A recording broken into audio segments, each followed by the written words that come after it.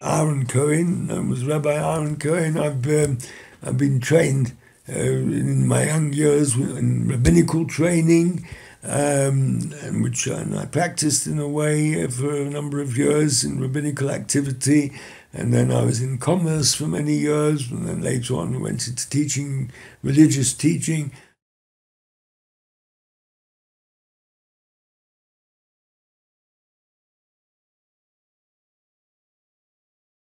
Zionism is a secular nationalistic concept which came into being about 120 years ago. Totally opposed by authentic Judaism. Authentic Judaism goes back thousands of years, and it's a religious way of life, religious concept, full of ethics and morals and compassion for one's fellow man. Goes back probably 3,500 years. Zionism is a nationalistic, secular concept, selfish, purely with the aim, they thought they had a good aim, but it's purely with the aim of finding a place for what they thought they were helping the Jewish people, a place for Jewish people to live. But they did it in a way which was totally opposed by Orthodox Judaism. There's a lot to say about that, but the fact is that Orthodox Judaism incorporates within it's a way of life, covering every aspect of life actually, but it incorporates within its ambit the idea that the land of Palestine is a place where Jewish people would live. We were promised that in our teachings. But this promise was, we are taught that it is a divine promise, a divine assurance, but it was subject to conditions. And the conditions were that we had to live our lives in a special way, high-level, moral, religious way. And we were warned that if the Jewish people would not maintain the correct levels of behavior in every way, then they would not be able to live in the land of Palestine. And as I said, the Jewish religion came into being about 3,500 years ago, and for the first 1,500 years or so, they did live in Palestine, the Holy Land. But although there were many great righteous people within the Jewish nation, but generally speaking, they did not maintain the standards to the level expected of them. And the warning that they would not be able to keep the land of Palestine if they didn't maintain those standards, that warning came into being. And what took place then was a divinely decreed exile. And that is our teaching, that the Jewish people were sent into exile about 2,000 years ago. And they were, as history confirms, they were spread around to the four corners of the world. And we're taught that this exile is a divinely decreed requirement. And the requirements of the exile are that we have to live as good citizens. We have to live as good citizens in the countries in which we find ourselves, including Palestine, because Palestine no longer we were exiled from Palestine, no longer under the political control of the Jewish people. And we have to live as law-abiding, peaceful citizens, and that is and live our lives in the way that we are taught. That is our teaching. In no way, added to that is that it was very stringent, this teaching, because we were warned that if we didn't keep to this requirement, there would be very dire repercussions. And it would be very dangerous for the Jewish people if they didn't keep to this requirement. And we were put under oath. That is our teaching. We were put under oath that we had to keep to these requirements.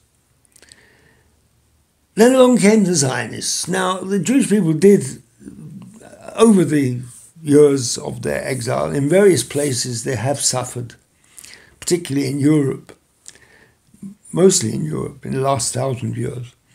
And there were various episodes going back to the Crusades and later on other pogroms of various forms. And then about 120 years ago, the irreligious Jews thought, well, we're going to solve this exile problem and we're going to try and make a land of our own, which we were forbidden to do. I mean, we understand the problem, but we were forbidden to try and solve it with the efforts of our own hands. It will only be resolved by the Almighty at a time and in a way in which He wishes. But until that time, we have no right to use our own efforts to make a state of our own in any way. And to do so would be very dangerous for the Jewish people. And then along came the Zionists, and they said, no, well, they are secular Jews. They didn't believe in the teaching that we had.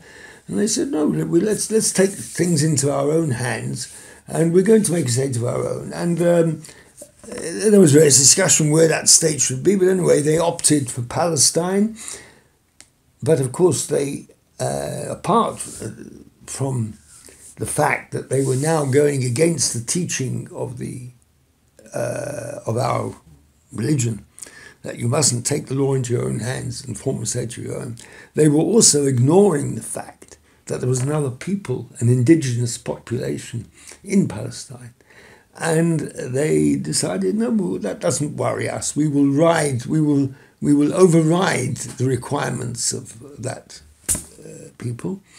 And so that again was a terrible contravention of Jewish values, because not only were they going against the belief that we're not allowed to take a country into our own hands and take things into our own hands and form a state of our own, but they were also adopting a way which was totally against the teachings, the compassionate and humanitarian teachings of the Jewish religion.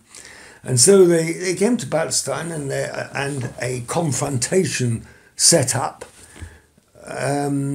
which that was about 100 years ago or so, and a confrontation, of course, leads to violence and leads to bloodshed on all fronts, whether Jewish or non-Jewish. So you asked why we are against Zionism. From what I've said, you will see that it's obvious why we're against. It's against our belief, and it's against our values of humanitarianism. And we feel that it's, not more than we feel, we are taught that it is probably the biggest disaster that's happened to the Jewish people since they have been in exile. You ask why we burn the Zionist flag. Well, of course, that's just a symbol, really. The Zionist flag is a symbol of the secular nationalism which we totally oppose. And obviously, we burn the flag because it's something which we are violently opposed to. When I say violently, that means we don't take the law into our hands to the extent of hurting other people, of using physical violence, but we express that opposition by taking their symbol, which is their flag, and burning it on various occasions. The Star of David is actually an ancient symbol which was used by Orthodox Judaism going back for probably thousands of years. But the Zionists, like everything else, they have, to use an expression, they have hijacked, as they have hijacked other aspects of Judaism. They have come, something I didn't mention earlier, they have set themselves up to be the representatives of the Jewish people, which is totally false. They do not represent all the Jewish people by any means. And one of the things they've hijacked is the Star of David.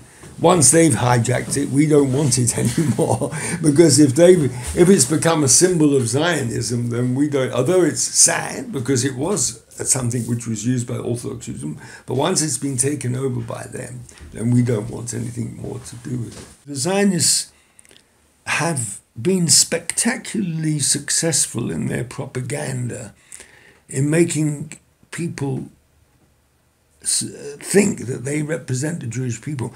When Zionism was first formed, it was almost totally opposed by the Jewish people, whether secular or non-secular or religious, but it was opposed.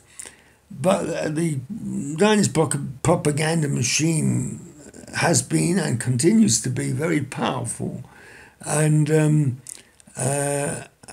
they try to set themselves up as the representatives of the Jewish people. But what has to be remembered is that they do not represent the Jewish people by any means. They've been able to persuade non-Jews and many Jews, sadly, to the correctness of their idea. But as I said earlier, what has to be remembered is that this is wrong. They do not represent the Jewish people in any way. There are two camps within non-Jews. There are those who support Israel and those who don't support Israel. But those who don't support Israel run into millions, maybe billions of people, particularly the Muslim world. And the Zionists, because they represent themselves as the representatives of the Jewish people, so the non-Jewish world who don't support Israel blame Judaism and Jews for the wrongdoings of the Zionists. And our job, what we try and do, is people should remember, the world should remember, that Judaism and Zionism are two totally opposing concepts. Don't blame Jews and Judaism for the wrongdoings of Zionism. It's two completely different camps. At the end of the day, Zionism will not last. We are certain of that. It won't last. How long it will take to come to an end, we don't know. We hope as soon as possible. And we hope in a way which should be without bloodshed, if possible. And it is possible. The Almighty has got his ways. We only have to look at countries like South Africa and the Soviet Union. They are two mighty regimes which came to an end almost bloodlessly, and people would never have believed that this would happen. And the Zionist regime can also come to an end if the Almighty wishes. It can come to an end bloodlessly. And our prayer is it should come to an end completely and be replaced by a regime which is acceptable to the Palestinian people, and go back to as it was historically, that Jews and Arabs and Muslims lived peacefully alongside each other for hundreds and hundreds of years. And that is our prayer. And of course our eventual prayer is that we should merit the time, this is a religious prayer, merit the time when the glory of the Almighty will be revealed over the whole world. And I spend a lot of my time nowadays in trying to spread this message. Don't confuse Zionism and Judaism. Don't conflate Zionism and Judaism.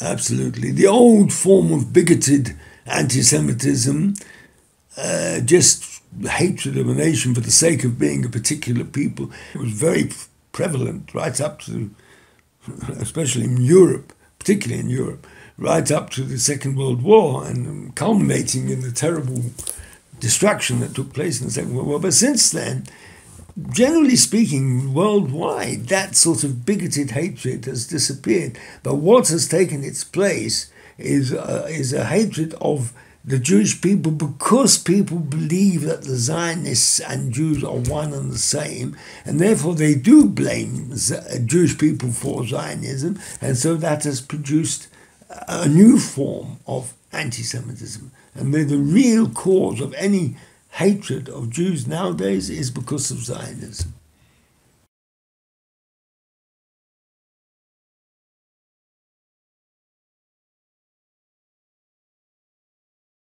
We don't really know the way that madman's mind worked, because he was a madman. There's no other way, no other description for it. But a very wicked and powerful man. How he came into a position of power is just the will of the Almighty. I would imagine he was always prepared to exterminate them, but he probably thought earlier in his early political career, he thought that it wasn't going to be a practical possibility. Maybe I'm only giving a theory, and I don't know. I mean, we don't really know. And then as the war, as his rule moved on, and as the Second World War moved on, the idea of exterminating became more practical possibility from his point of view. Our approach, the Orthodox Jewish approach, is conciliation. We have always done that right through the years. We've been through many, many very, very difficult situations in various lands in which we've lived. Now, our teaching is conciliate, be good citizens, try and comply with the wishes of your rulers, even though the rulers might not be the most wonderful rulers in the world, but try and live a peaceful life. And when Hitler came to power, that rule still applied, although he was a very, to what extent it would have helped, I don't know. He was such a terrible, wicked madman, it's hard to know what would have happened. But certainly, had we been conciliatory, then the result must have been better than being antagonistic to him. And the Zionists, they've always adopted the idea that they don't rely on the wishes of the Almighty, they rely on the power of their own hand. And they said, no, this man is against the Jewish people, so we will go against him. And they brought in the boycott. They were saying, I don't know, you know the history probably of it. They brought in the boycott. And of course this infuriated Hitler, and it is said that when he heard about it initially, about this boycott, he went into a mad fit and said, now I will exterminate them. And it could be that is what triggered it, but one doesn't know. One can only conjecture.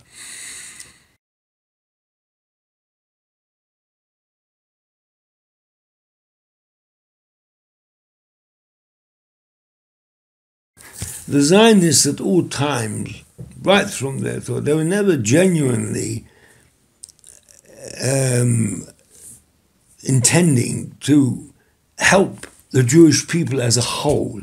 They were nationalists, so they wanted to form a country of their own. And a state of their own, whatever was needed from their point of view to help the formation of their state, they did, and they were very callous about it. And in those days, during the 30s, they saw an opportunity for bringing new pioneer blood into Palestine. That's what they wanted. At that time, Palestine was under the British mandate. And Britain, for whatever crazy reason, we don't even know why, supported them very strongly. And possibly because they thought also they were helping the Jewish people. They were very wrong because the Zionists didn't represent the Jewish people, but they had the impression that they did. And they wanted to help the Jewish people form their state in Palestine. And that's, of course, there you had the Balfour Declaration and the idea that they were going to help them. At that time, there were 600,000 Palestinians in Palestine, and there were 60,000 Jews. Now, it was ludicrous to say that 60,000 should have the same rights as 600,000. Their main aim was to build up the Jewish population of Palestine whatever way they could. But they wanted to build it up, ideally, with people who could help them build their state. So they were looking for young pioneer material.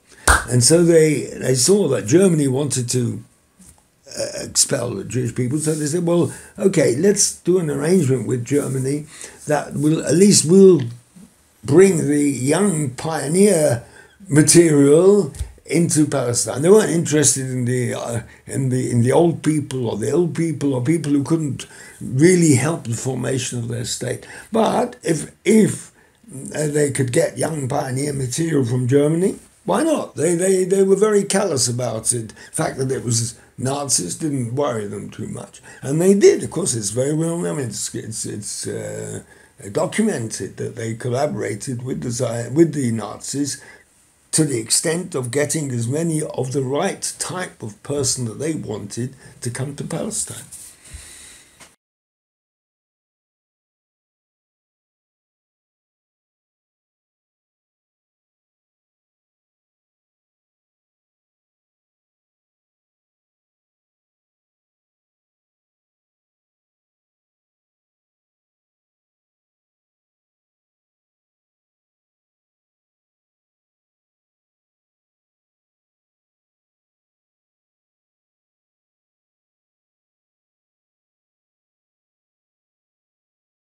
Some of what you said was very radical. We don't really know to what extent they would have actually supported, actively advised Hitler to set up death camps.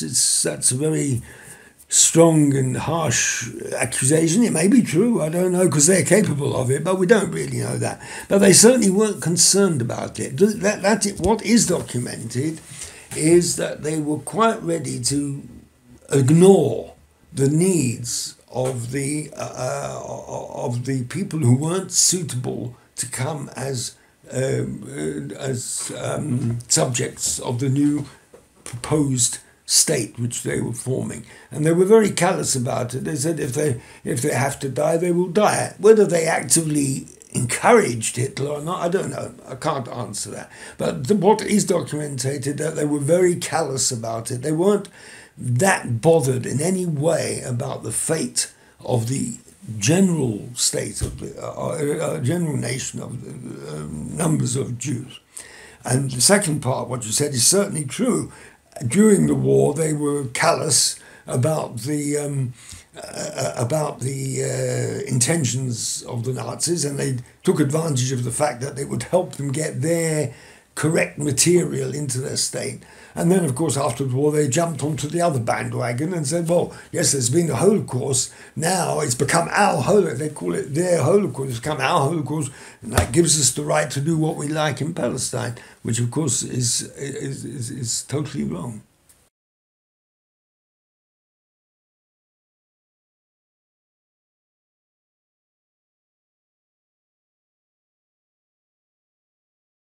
I would go along with him. I mean, it's hard to know to what degree that is, but there's no question about it that the Zionists used the Holocaust, and they still use it, as a means of levering pressure on Germany to extract as much money as they can. Of course, they say it's because, well, we've got to take revenge. Germany's got to pay for what they did.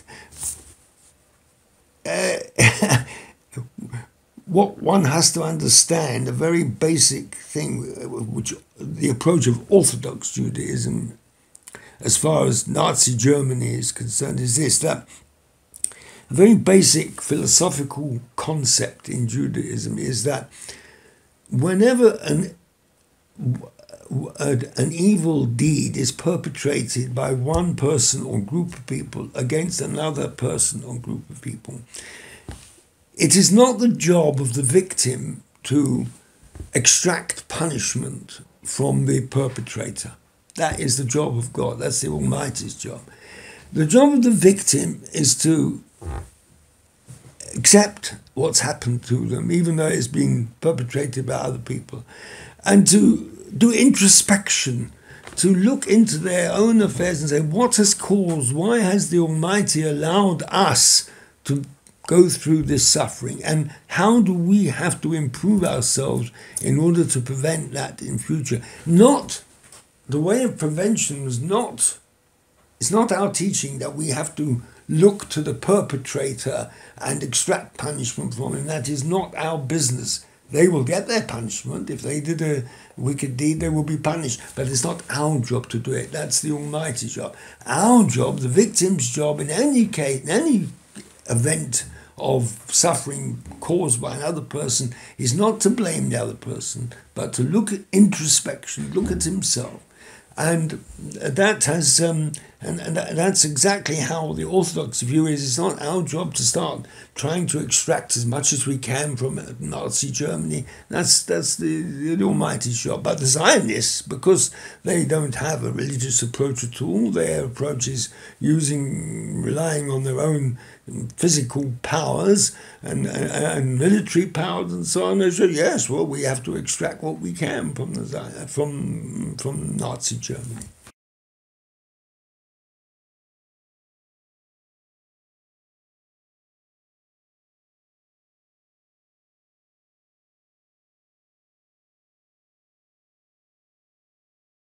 Okay, I'm not familiar with the organisation, but I understand what it was, and of course, if the motive of the organisation was a noble motive, and they did, we can only commend what they did, but I can't say more than that. It's as I said, our approach is a conciliatory and passive approach. But if another organisation or group or country take up the cudgel, take up the effort of extracting revenge or extracting punishment for a certain bad deed, well, they have the right to do so.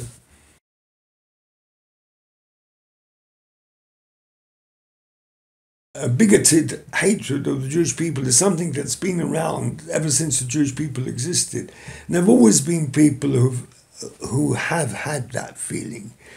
But our teaching again there is, okay, it's there, ignore it. It's not our job to try and eradicate it. We'll never eradicate it.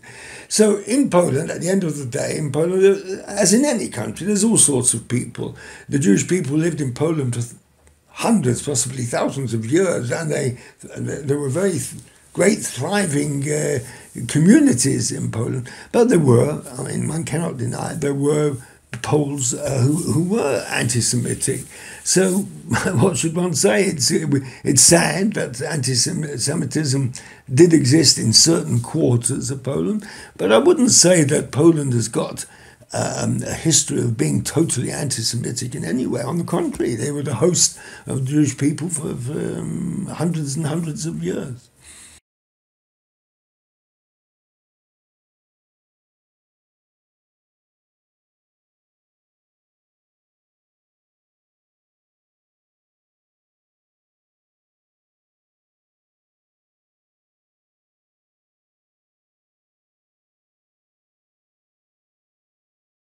As you said earlier, the vast majority of the Polish people, they themselves were under occupation, and they had no sympathy in any way with the Nazi regime. The Polish government have every right to adopt whatever law they wish. They are their masters in their land. As Orthodox Jews, we have no problem with that at all. If they want to forbid the reference by the media to the Polish death camps, and by all means, they have every right to do so. There certainly should not be any objection to it in any way, and they have no, people outside the country have no right to object in any way. The country is entitled to do what they want to within their own country. It's not harming anybody. It's only the Zionists find it that it upsets their plan, or it looks like that anyway. The Zionists find it upsets their plan of perhaps of extracting more money from Germany, or maybe even from Poland for the Nazi death camps. And our view, of course, is that is totally wrong.